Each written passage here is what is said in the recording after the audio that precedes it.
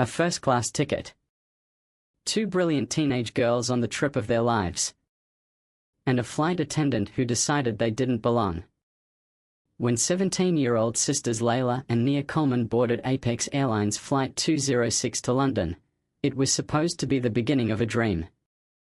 They had just won the national prize for their clean energy prototype and were on their way to present it at the Global Youth Science Forum. Their father, Julian Coleman, CEO of Novatech Logistics, had insisted they fly first class. "You earned this," he told them. "Enjoy it."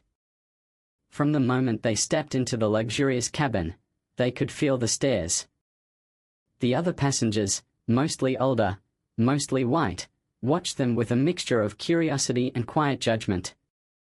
The flight attendant, a woman named Diane, greeted them with a smile that didn't quite reach her eyes. There was a pause when she scanned their digital boarding passes. Then a tight nod. "Seats 1A and 1B. This way." Layla dropped into her seat with a grin.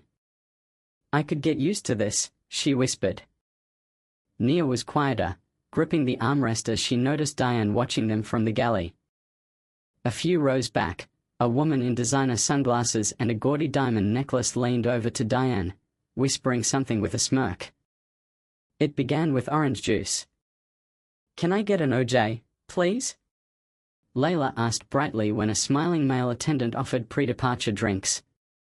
Nia asked for water. But Diane intercepted. The man's smile faltered. A minute later, Diane approached their row with that same stiff smile. "Sorry, ladies, beverage service will begin after takeoff." Except the man in 2C was already sipping whiskey. Layla pointed, confused. Diane's tone sharpened. "That gentleman is a premier platinum flyer. We prioritize our loyal guests." That word prioritizing in the air like smoke. Layla's request for a fresh blanket was met with an icy response. "We are limited on extras. That one is perfectly clean." She refolded the stained blanket like it was a napkin and placed it back without flinching.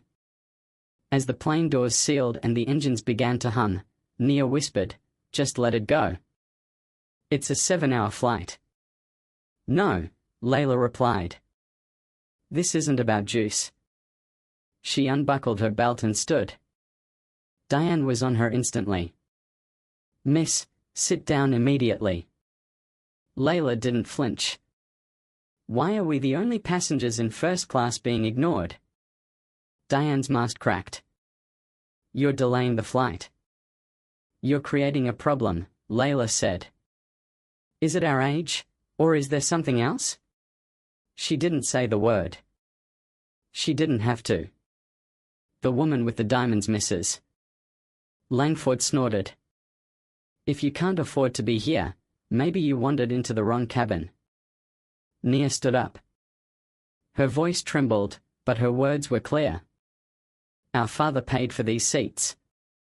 We just want the same basic respect." That was Diane's moment. "Enough. You're disruptive. I'll have the captain remove you." The cabin fell silent. But not everyone stayed quiet. "I've been watching," said Mr.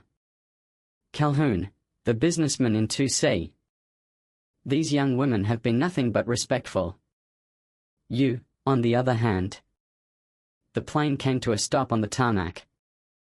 Then the captain's voice, "We are returning to the gate to resolve a customer service issue." Diane's smugness evaporated. Layla sat, pulled out her phone, and tapped a contact. "Dad?" Julian Coleman didn't raise his voice. He made one Calto Apex Airlines VP of Accounts, whose division depended on Novatech's $60 million annual freight contract. 10 minutes later, the aircraft docked. Onto the plane stepped a red-faced executive flanked by 2 security guards. He walked directly to Diane. "You are being removed from this flight," he said flatly. Then to Mrs. Langford, "You as well." "I defended your staff." Langford screeched. My husband is on the Signet Corp board. And this plane, he said coldly, carries the daughters of our largest corporate partner. The cabin gasped. The twins were offered apologies, travel credits, and a personal escort to London. But for Diane, it was over. Fired. Blacklisted. A 20-year career gone before the plane left the ground. Mrs. Langford's husband, when he learned what happened, didn't defend her. He ended their marriage. The merger with Novatech collapsed.